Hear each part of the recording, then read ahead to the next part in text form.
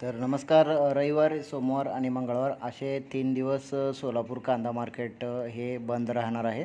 म्हणजे रमजान ईद आणि गुढीपाडव्यानिमित्त 1-2-3 दिवस सोलापूर कांदा मार्केट हे बंद राहणार आहे. म्हणजे सुट्टीनंतर सर्व शेतकऱ्यांना प्रश्न पडला असेल आणि सर्वांचं लक्ष राहणार आहे की सुट्टीनंतर जी आवक आहे ती किती असेल, मार्केटमध्ये किती गाड्यांची आवक असेल आणि विशेष म्हणजे जो निर्यात शुल्क रद्द झाला होता, 20% निर्यात शुल्क रद्द झालेला आहे, तो बाजारभाव बुधवारपासून कसा असेल याची माहिती तुम्ही आपल्या यूट्यूब चॅनलच्या माध्यमातून जाणून घेऊ शकता. तर शेतकरी मित्रांनो, मला विषय मांडायचा आहे की विशेष करून सरकारला की 22 मार्चला 20% निर्यात शुल्क हे डिक्लेअर केलं होतं आणि 1 एप्रिलपासून ते अंमलात आणणार आहेत. पण माझा मुद्दा असा होता की ज्याप्रमाणे मागच्या काळामध्ये नरेंद्र मोदी यांनी जसं नोटबंदी डिक्लेरेशन केलं होतं, आज संध्याकाळी 12 वाजता डिक्लेअर करून लगेच ते उद्या परवा 2 दिवसामध्ये पूर्ण 100, 500च्या नोटा, 1000च्या नोटा पूर्ण बंद केले होते 1 ते 2 दिवसात.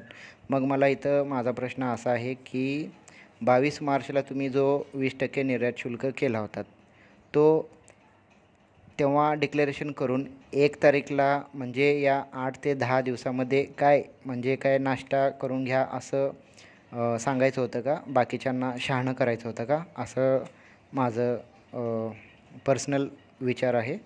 तर असं का बरं 8 ते 10 दिवसाचा गॅप देण्यात आला? जसं नोटबंदी 1-2 दिवसात पूर्णपणे बंद झालं होतं, तसं जर 20% निर्यात शुल्क हे लगेच तुम्ही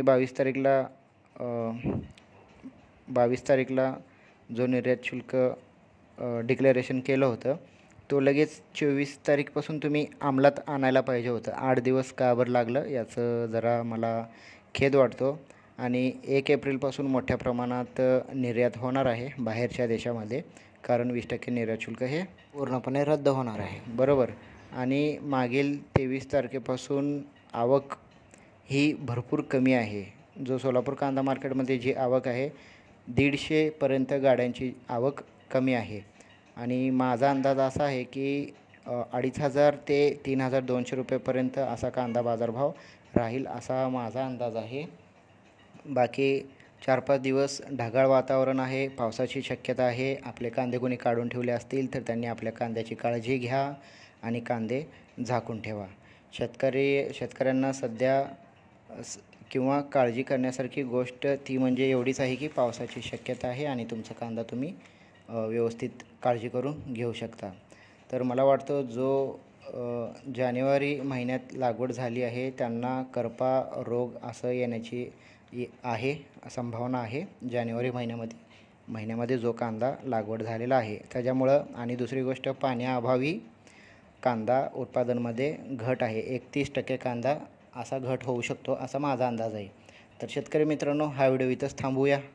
भेटू परत लाईव्हमध्ये. तोपर्यंत जय जवान जय किसान.